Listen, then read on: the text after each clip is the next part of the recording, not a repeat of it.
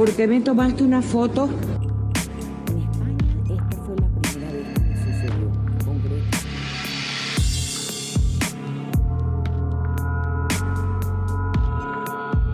Él se dio cuenta que esta persona me estaba grabando.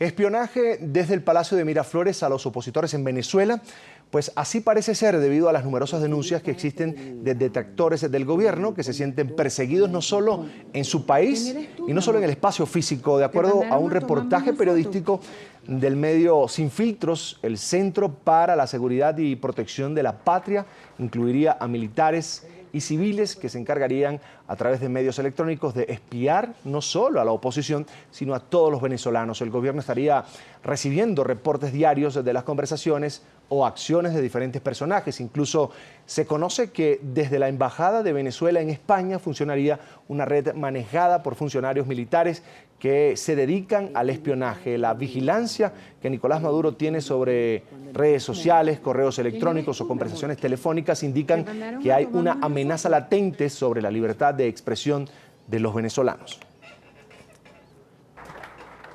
Quiero darle la bienvenida a Casto Ocando, periodista de investigación, autor del libro Chavistas en el Imperio y quien precisamente ha estado estudiando cómo funcionaría esta presunta red de espionaje internacional. Él nos acompaña desde Miami. Gracias por estar con nosotros. Bienvenido. Buenas tardes, Carlos Eduardo. Gracias por tenerme en tu programa. Un placer. Castro, tú que has venido investigando esta estructura, esta supuesta estructura de espionaje que estaría dirigida por el chavismo para seguir los pasos de sus detractores, te pregunto, ¿cómo funciona? Bueno, esto es una maquinaria que funciona fundamentalmente concentrada en un organismo que tú mencionaste que se llama el Centro de Seguridad y Protección de la Patria, CESPA, que es un centro donde contratan o tienen mucha gente allí. Es un grupo mixto de civiles y militares y luego cuentan con una cantidad importante de equipos electrónicos para intervención de correos electrónicos. Ahí funcionan, por ejemplo, talleres de hackers, tanto militares como civiles. Ellos están monitoreando constantemente la información y luego todo y están interviniendo también, por supuesto, líneas telefónicas, porque como se sabe en Venezuela la telefonía normal y una de las compañías más grandes de celulares está controlada, son compañías del gobierno. Entonces, en Venezuela se interviene el gobierno interviene en líneas telefónicas sin orden judicial ni ningún tipo de sospecha. Y todo esto se extiende fundamentalmente a estos grupos de la oposición, los líderes más importantes y sobre todo también a líderes estudiantiles. Pero no se limita solamente a la posición, digamos, del gobierno. También se dirige esto contra posibles disidentes dentro del chavismo y aquí sobre todo se aplica en el mundo militar. Cuando uno habla con los militares en Venezuela, los militares tienen mucho temor de hablar por cualquier o de WhatsApp o lo que sea, porque tienen miedo de que lo estén grabando.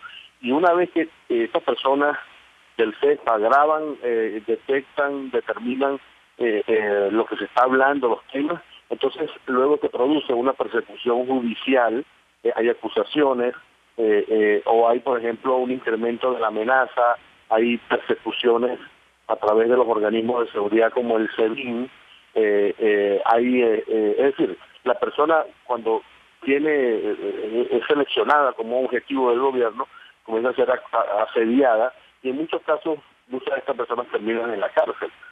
Así que obviamente que hay un gran riesgo para la libertad de expresión en Venezuela gracias a estos equipos de seguridad, de espionaje que maneja probablemente de manera más intensa el gobierno de Nicolás Maduro.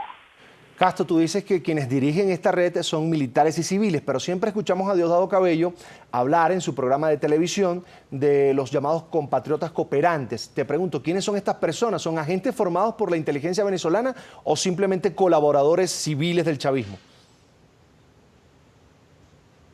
Hay una mezcla de personas, por ejemplo, se ha descubierto grupos de personalidades o digamos jóvenes, por ejemplo, que se infiltraron, que se hacían pasar o que se hicieron pasar o se hacen pasar como miembros de partidos como el partido, por ejemplo, Voluntad Popular, y desde adentro ellos comienzan a participar como activistas, por lo general se se muestran como realmente opositores al gobierno, pero en realidad son personas infiltradas que luego transmiten información y en algunos estas personas han cometido delitos para luego el gobierno atribuirle estos delitos a estos partidos políticos donde ha habido este tipo de infiltración.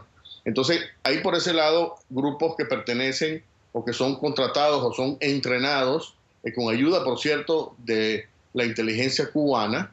Muchas de estas personas hacen viajes a Cuba. Hay un grupo importante que dirigió en su momento a un alto chavista que se llama Elías Jawa. Hay un grupo, Francisco de Miranda, que enviaba cuadros para formarlos en la lucha urbana o la revolución o formar grupos de círculos bolivarianos o justamente para formarlos como espías.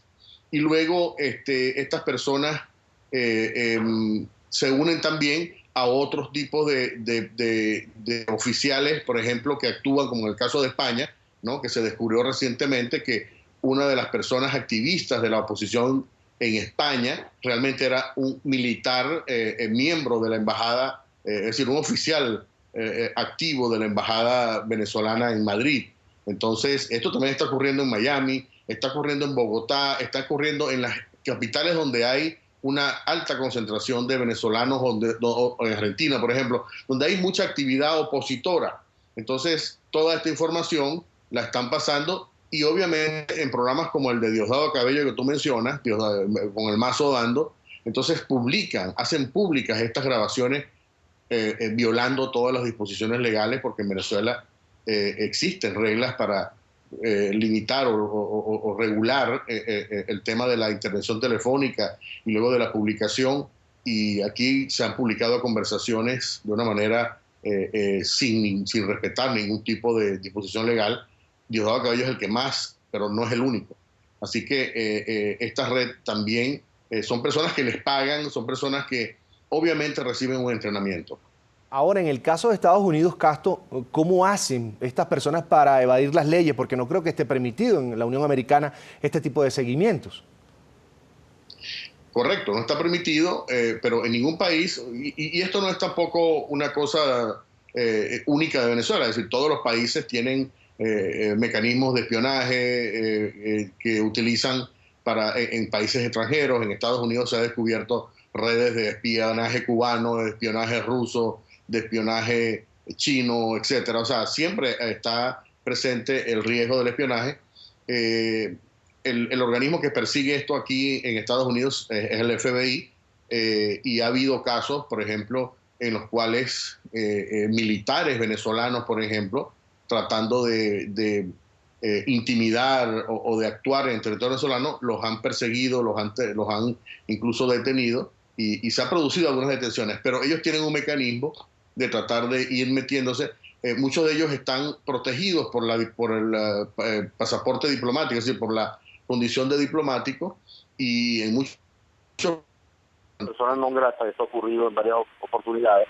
En Estados Unidos ha declarado personas no gratas muchos de estos diplomáticos, es porque se descubre que efectivamente están realizando un tipo de espionaje, ¿no? Ahora, obviamente el espionaje que se hace aquí es un espionaje que no está, digamos, o sea, que es más limitado, pero se están viendo, por ejemplo, en todas las reuniones de la oposición en Miami, incluso en Nueva York, hay grupos activistas de la gente, simpatizantes del chavismo en Estados Unidos, ahorita mucho menos, pero antes en el pasado era muy activo, que también prestaban este tipo de servicios. Por ejemplo, se informaba quienes iban a las marchas a protestar en Nueva York, en Washington, en Miami, tomaban fotografías, enviaban, se paseaban por restaurantes o lugares de concentración en Miami, por ejemplo, en los lugares donde la oposición se reúne aquí públicamente, y envían fotografías, identifican, y luego entonces se produce, como te digo, el objetivo de esto es amedrentar, perseguir judicialmente.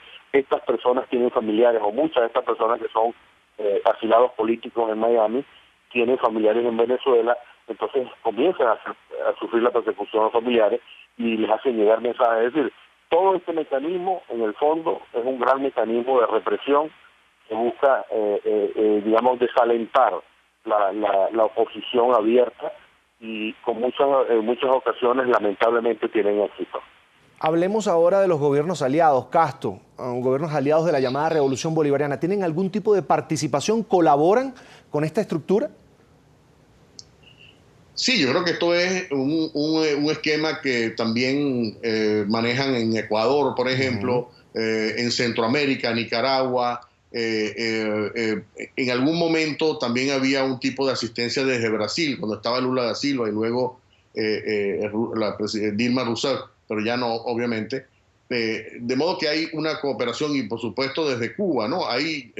Yo he publicado en mi portal verticenews.com una serie de las conversaciones, pero hay un capítulo nuevo que es básicamente un manual de formación de cuadros para el espionaje, que es un curso que ha venido dictando por años la inteligencia cubana, y es una presentación y es una cosa muy interesante. Yo lo voy a publicar esta semana, pero Carlos Eduardo, hay elementos muy claros. Por ejemplo, les enseñan al espía cómo penetrar, y luego cómo sobre todo perseguir judicialmente, porque ya, o sea, no se trata tampoco de... En algunos casos se aplica tortura, ¿no? Una vez que se consigue, por ejemplo, cuando hay militares que están hablando de conversaciones sobre conspiraciones, entonces se produce allí una tortura para tratar, y hay muchos militares que están, por cierto, mantenidos bajo encierro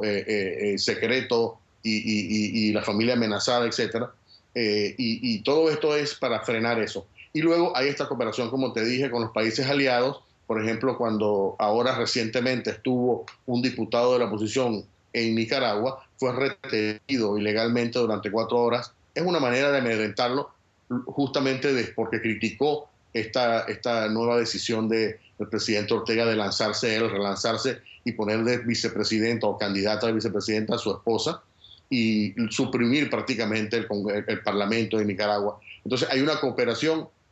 Obviamente los países se están reduciendo. Argentina ya no forma parte de esto, Brasil tampoco, Ecuador, vienen ahora unas elecciones en febrero, es decir, que el cuadro regional está modificado. Por ejemplo, ellos tenían una actividad muy interesante en México y pagaban y enviaban recursos para grupos en México que les ayudaban. Nosotros sacamos hace un par de años o más toda una red de espionaje que dirigía la secretaria de Cultura en ese momento en México contra Estados Unidos para intervenir centrales nucleares, etcétera.